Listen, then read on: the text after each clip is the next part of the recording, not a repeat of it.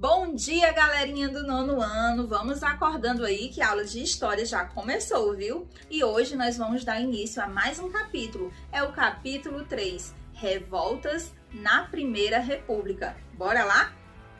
No começo do século XX, milhões de brasileiros viviam na pobreza, sem acesso à terra, educação, saúde pública e justiça. Em reação a isso, surgiram movimentos diversos, que no fundo buscavam melhores condições de vida. Foi o caso da Guerra de Canudos, da Guerra do Contestado, da Revolta da Vacina, do Tenentismo e do Cangaço. Vamos conhecer um pouco dessas histórias. Vamos iniciar falando da Guerra de Canudos, que aconteceu no sertão da Bahia. No final do século XIX, milhares de nordestinos enfrentavam sérios problemas. Nessa região, a propriedade da terra concentrava-se nas mãos dos coronéis e a produção de açúcar diminuía. Além disso, as secas periódicas eram arrasadoras. Nesse contexto, destacou-se a figura de Antônio Vicente Mendes Maciel, conhecido como Antônio Conselheiro. Ele andava pelo sertão nordestino, fazendo pregações políticas e religiosas, que atraíam crescentes números de pessoas. Em 1893, aos 65 anos, Antônio Conselheiro chegou a uma fazenda abandonada, às margens do rio Vaza Barris, no interior baiano. Nesse lugar, liderou a formação de um povoado de Belo Monte, depois chamado de Canudos. Suas ações conquistavam a admiração dos sertanejos. Um dos lemas de Conselheiro era: "A terra não tem dono, a terra é de todos". Em Canudos, os moradores tinham uma vida diferente da de outros lugares do país. Ali viviam sertanejos sem terra, vaqueiros sem trabalho, ex-escravizados e pequenos proprietários pobres.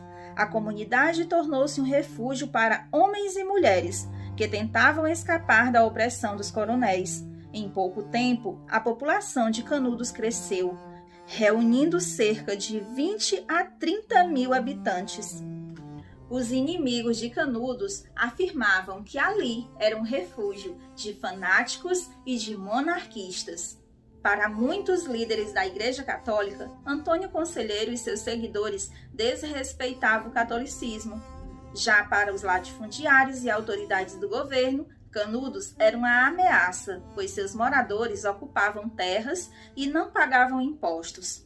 As tropas dos coronéis locais e do governo estadual baiano tentaram destruir Canudos algumas vezes, mas a população resistiu aos ataques de seus inimigos.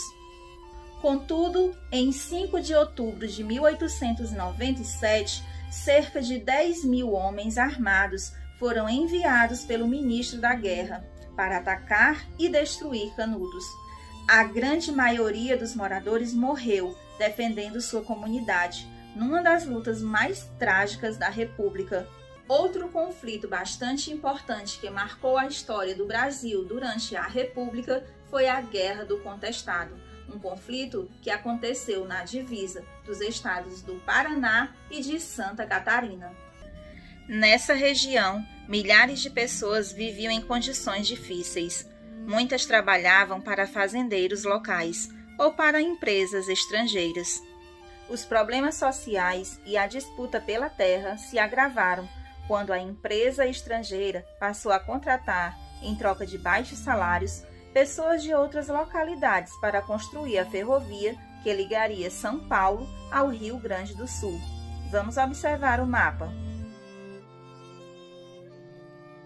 Em 1910, quando as obras acabaram, cerca de 8 mil trabalhadores perderam o emprego.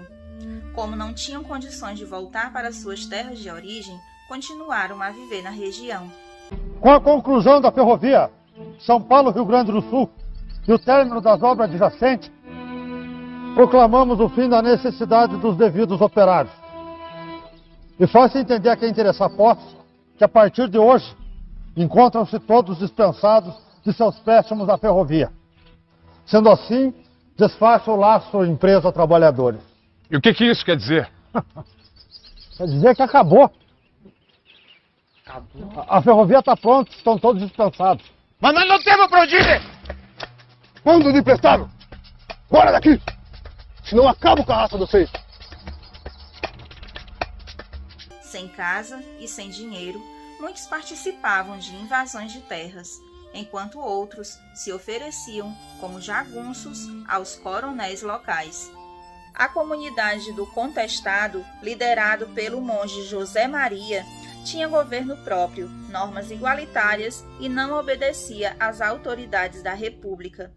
Assim como em Canudos, os moradores locais foram perseguidos pela polícia, pelos coronéis e pelos empresários estrangeiros com o apoio do governo. Em novembro de 1912, José Maria morreu em combate e foi considerado santo pelos moradores da região. Seus seguidores criaram novos núcleos de povoamento, também combatidos pelo exército.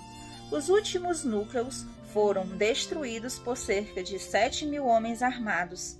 Em 1916, para eliminar os últimos núcleos do Contestado, aviões foram usados pela primeira vez como arma de combate no Brasil. E a gente continua essa história na próxima aula. A aula de hoje vai ficando por aqui, mas você continua com seus estudos, realizando a atividade que eu coloquei lá no grupo do WhatsApp. Um super beijo e até a próxima aula!